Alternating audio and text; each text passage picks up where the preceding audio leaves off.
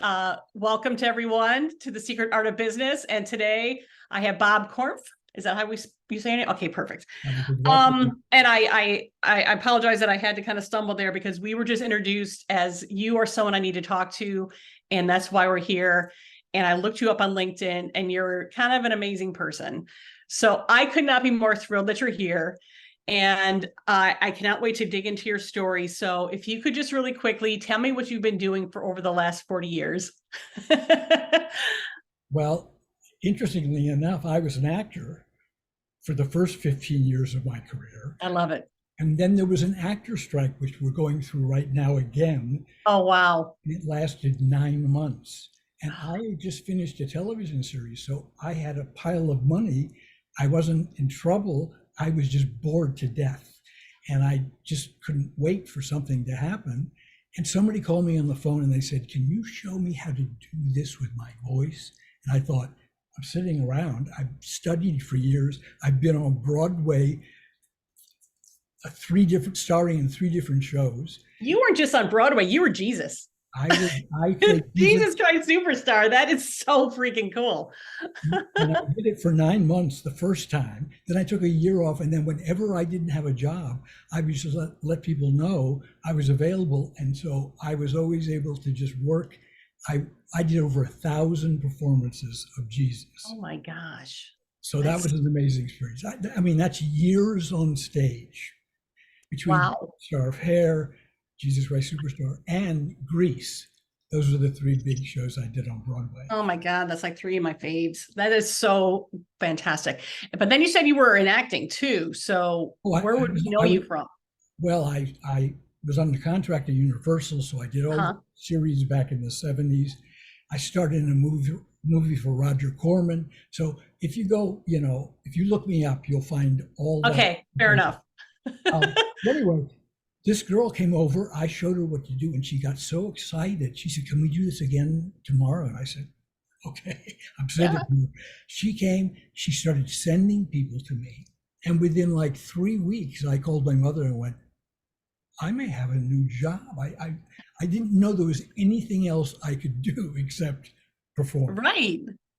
And so by the end of the 9-month strike, I wrote a letter to my agent, which I kept in my book for a year, saying, "I found something else. I'm not going to do it." I couldn't just do it immediately. And over that year, I did a few shows, but I knew that this was going to be just as fulfilling because I'm helping people.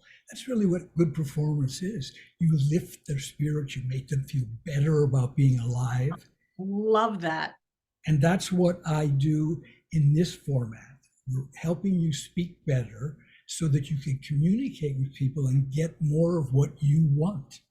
Yes, yes. And I think that is just so fantastic. And you have been doing this for a while, where it is your own voice studio that you have created, and you have been helping the stars speak better, which I think, you think just people just kind of naturally fall into it. Like they have this gift. But in some cases, like with any gift, it needs some fine tuning and practice and things that they probably did not even realize that they could do. So that is going along great. And you've been obviously doing that for a long while. But I would love to know, back when you were a kid, what was the one thing that you did that was like really, really creative that kind of started you down this path? Nothing. I wish I could tell you. I was 4 years old, and we lived in Reading, Pennsylvania. And all of a sudden, one day they put me in the car. They didn't discuss it with a 4-year-old. We're going to move to California. And I was just freaked out of my mind because where were my toys? Where were everything? Right. And so my mother turned around and she says, "Don't worry, you're going to Hollywood. You're going to become a star." And I just took that and I thought, okay, that's almost worth it. I don't know what I thought was a star at 4. Right. It's like, okay, well, if that's what mom says. Yeah. And so I didn't do any classes or lessons. There was no, I always thought I'm going to be an actor. I'm going to be a singer. I just wanted to be out in front of people. And luckily, I opened my mouth and something good came out. I mean, it could have been a disaster. So how I found out I could sing is that the Beatles were on Ed Sullivan, and I called a friend. I was in high school, and I called my friend and I said, let's start a band. Oh, wow. And he said, I can get some other guys. We'll have a rehearsal Saturday. So we rehearsed one time, and during that time, the phone rang for my friend whose house we were at, and they said, do you have a bunch of guys, a band or something that we're opening a gas station and we want somebody to make a lot of noise so people will go in and see what's going on there. Right. And so we did that after one rehearsal, and somebody from MGM Records came in to get gas and they signed us. And so I went, oh, maybe I'm a singer. So that was the first time it really hit me that somebody else besides me thought it was good. That's a really, really fair statement. I'm going to go back though to one of your kids. You said you did nothing, but I have to imagine before the singing, before all of that, you did something for fun. I mean, was it, baseball? Was it, did you make anything? Like, I know people that sold rocks, that build forts, that did all sorts of things like that. Did you do anything like that? Actually, I did not. My mother was raised by her older brothers and sisters. Her mother died when she was very young. And so she was raised by a pack of wolves who didn't really care. So my mother's mothering skills were very limited because she didn't have a mother. So she never said, you must to be creative, you must do this. Right. She would, I would be in Cub Scouts and I would have to get a bunch of things and glue them together. My mother would just sign it and say he did it because she didn't really want to go get that stuff. Oh my goodness. Telling you that the fact that I had talent was just a very lucky break for me. That's funny.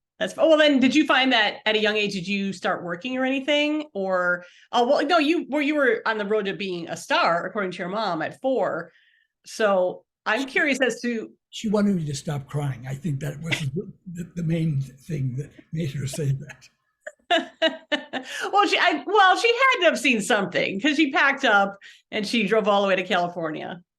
No, it was just because there was more work. At that point, everybody was moving to California.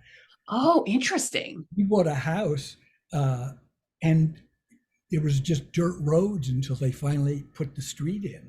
I mean, oh, wow. This is back when California was fairly new. Wow. And what work did she go after? My mother? Yeah, in California. This is how. Or was your dad? Or was it your dad that had the work? Was going for work. Okay. So what did he do? He sold encyclopedias. Oh my gosh. He would go to people's houses, knock on the door, and sell them. Now, today he would have been killed on the first knock. That unfortunately is probably true. And he would probably be completely blown away that now people have entire encyclopedias in their pocket. Exactly. And he wouldn't have to be lugging those around. But that is so classic. I absolutely love it. I mean, that itself is kind of a movie when you think about it. We're packing up the family. We're going to go to California and sell encyclopedias. My kid's going to be a star. And you kind of fall into your story and things like that. I mean, that's a little bit of, the American dream right there, what people hope would happen. So that's really, really neat.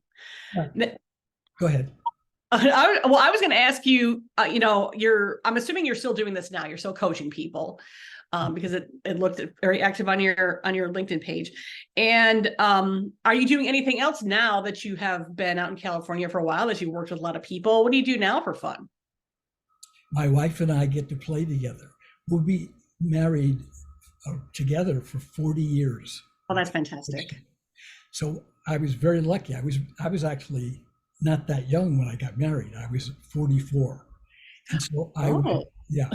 So I was a pretty good bachelor. And then, but now I can't imagine anything better than this. I'm glad you waited.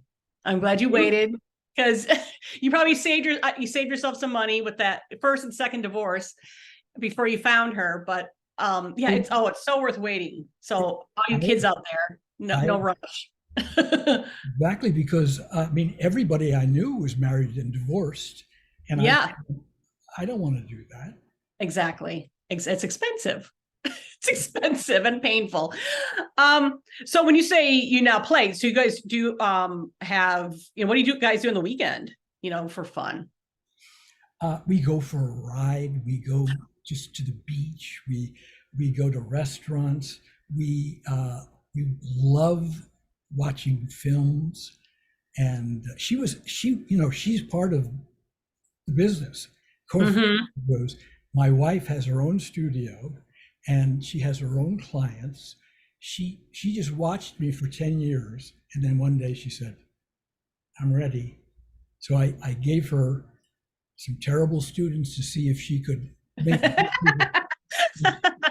Some of them were impossible. You might give her a challenge to see if she's got what it takes, She did. She's a great teacher now. And so we're just very lucky. We love and like each other.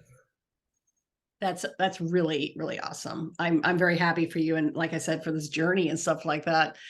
I guess I want to ask you, if there's like, people do public speaking all the time. There's people on podcasts all the time. It seems like there's more and more that sort of content.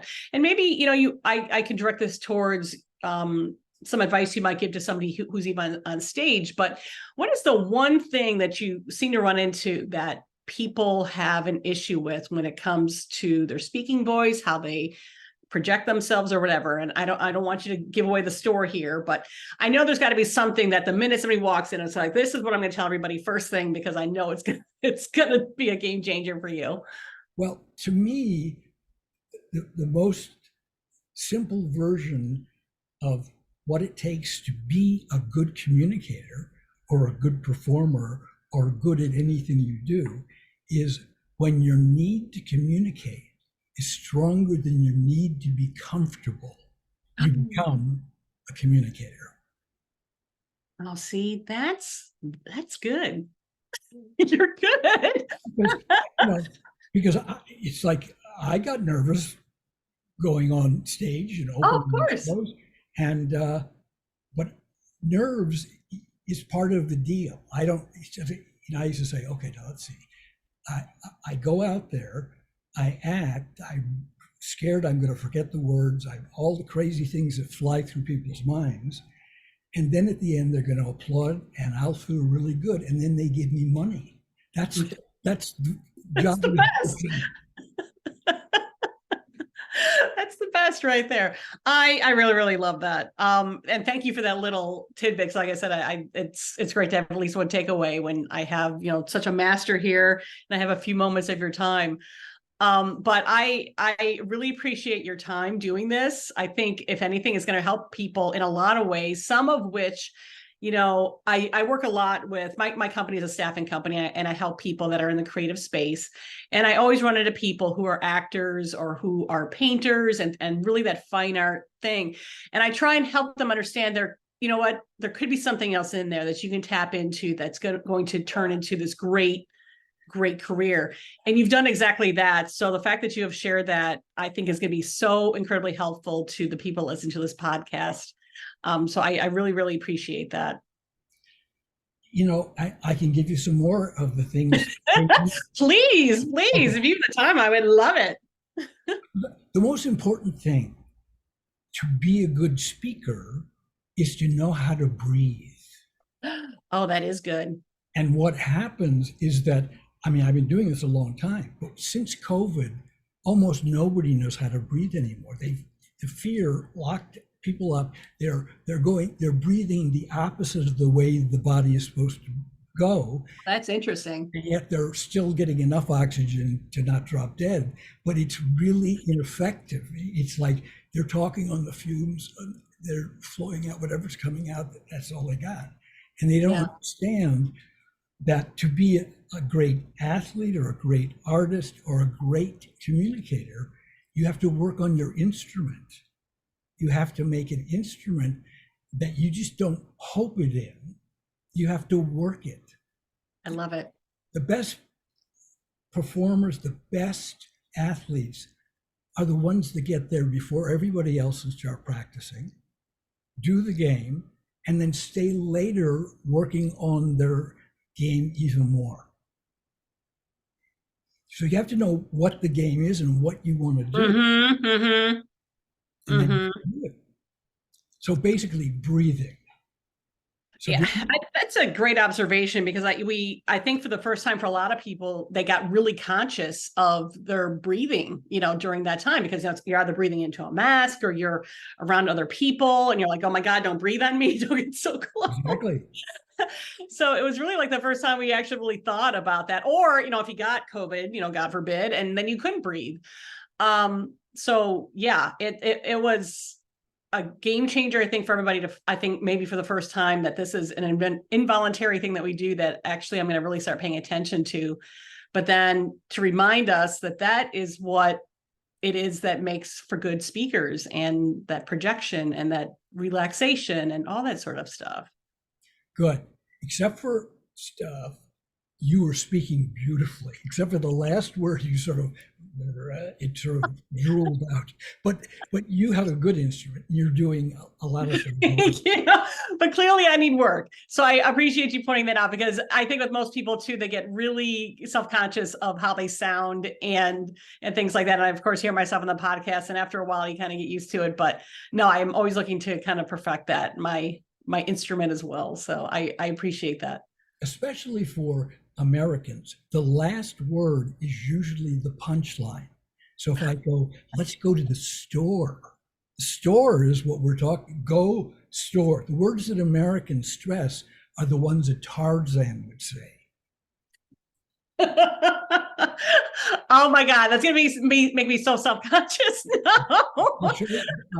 So if I said to you, why don't we get together later and we'll go get something to eat, and then maybe later we'll get a drink. Mm-hmm. Tarzan would say, you, me, eat, drink. Take those words out of that long sentence I started with, and you would go, I don't know what you're talking about. Right. So you have to figure out what are the most important words. And it's usually not the and of and this and that. Those are just grammar that shows you how to put a sentence together. Right. Oh, that's great. That's really great. Oh, that's another great little nugget. Like I said, I'm going to be really self-conscious of this whole Tarzan thing to make sure that I'm emphasizing that last word every time. Well, if I said, why don't we go to the store? Right. Guess what? Or we just hope that maybe that's the right thing to respond to, because I don't. Oh, and that's actually an interesting point, because that happens a lot for me, because I will respond in a way that I'm assuming is how they ended the sentence, because it does trail off. Oh, that's good. Oh, so much here. This is so awesome. Can I show you the proper way to breathe? Oh, yes. Okay. So I'm going to stand up. Okay. There's my stomach. Mm-hmm. So what happens is that when I go to take a breath, my stomach comes out. And when I want to put sound out, I need to bring my stomach muscles back in, which pushes the air out. And as long as your stomach's moving in, you can make sound. Most people don't think they need to move their stomach at all, so there's very little going on. So the diaphragm is a dome-shaped muscle that separates your chest from your abdomen. And when you have an impulse, that's why if you're sleeping or you get knocked out, you still breathe. And so what happens is my brain says, I need some air. My diaphragm goes down. And when it goes down, it pushes my stomach muscles out of the way. And that's what makes my stomach come out. Now, what happens is that when the diaphragm goes down and your stomach comes out, you create a low pressure area in your chest. So air rushes to fill that hole.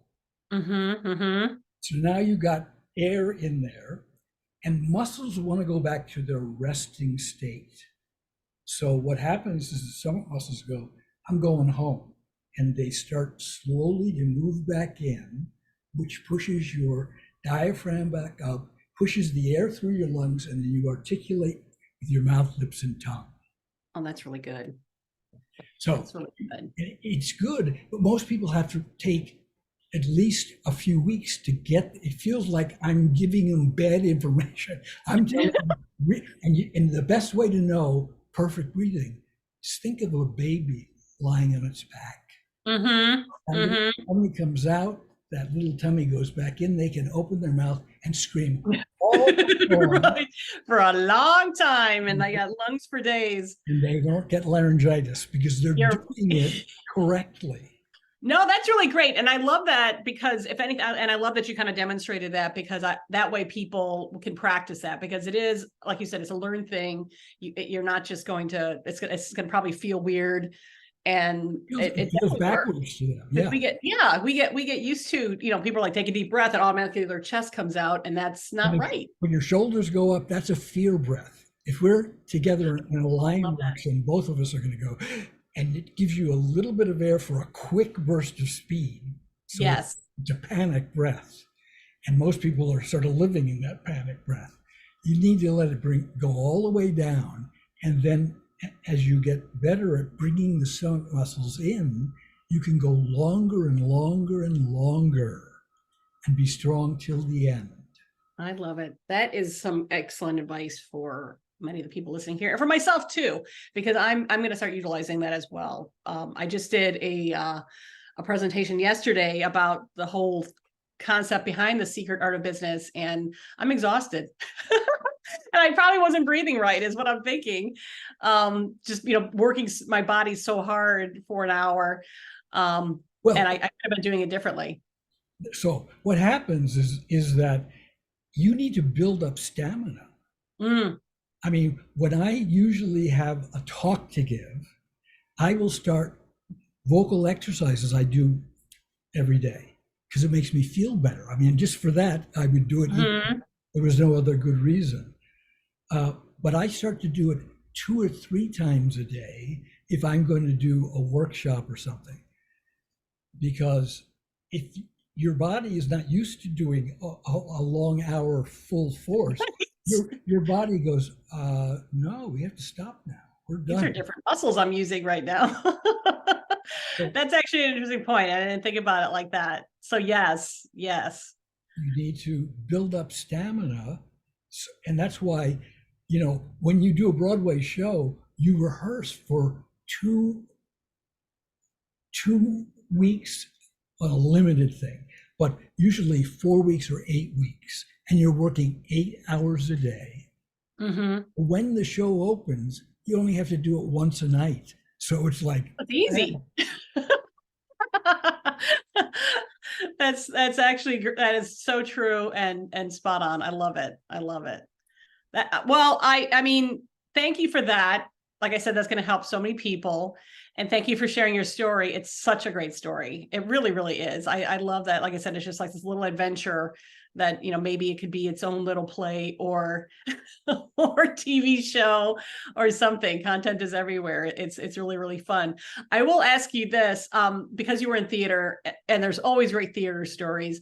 What was one of the craziest things that happened to you while you were performing? Like something happened with an audience member, something happened backstage, something happened on stage. Do you remember anything that just kind of really stuck out with, I just can't believe that just happened? Well, when I did Jesus Christ Superstar, microphones were the only way you could be louder than an orchestra. And right. And so that was part of the choreography because they had chords. And one time, I did so many performances that every stupid possibility happened. Sure. So all of a sudden, I'm being very Jesus-like, and somebody has wrapped the cord around my foot, and they're pulling it off stage, and I got one leg, and I'm popping off the stage. That was one thing. I I was doing a show in Las Vegas, South Pacific, and I made my big entrance through the audience, and I came up and I turned and the spotlight hit me in the face, and I was Lieutenant Cable, a very important person. And some guy who was drinking too much went, "That's a Marine?" And my foot was right by his face. My implant. Oh no. I didn't do anything, but I just but for that little second. Yeah. So everything happens. If you do something over and over and over, weird things that you cannot believe. I've been singing outside in an open auditorium and have, bugs fly into your mouth. And the key is not to lose your mind. You just roll with it. You just keep going. Yes. And you just do. In that case, I thought, how would Jesus handle this? I love it. Exactly. That is really awesome. Thank you so much, Bob, for your time. And because all of this has been great, I'm hoping that people will take something from this. And I'm going to assume that you can do training by Zoom, and so all over the nation and stuff like that. All over the world. I teach people all over the world. Perfect, because I will put your information with the podcast so people can contact you if they would like to learn more, want to get in touch with you. There are definitely theater groups here and obviously around the nation that could, maybe tap into what you know. And our website, we have programs for speaking voice, singing voice. Oh, see, perfect. Losing accents and learning accents. So there's a lot of stuff that you'll learn an accent, because I think it's just going to be fun to just break that out. Hello, it's so nice to see you. Exactly. Just with random people that I don't know, just start talking like at the store or something. Thank you again so much. I appreciate your time. Like I said, I'll have all your information in the contacts, and just keep going. What a fun job you have. Just so great. Yeah. And I'm helping people. Yes, you are. You're making their lives better. These people are so committed to this, and the only way they can succeed is if they get help, and you're there to help them. So that's fantastic. Thank you. Thank you.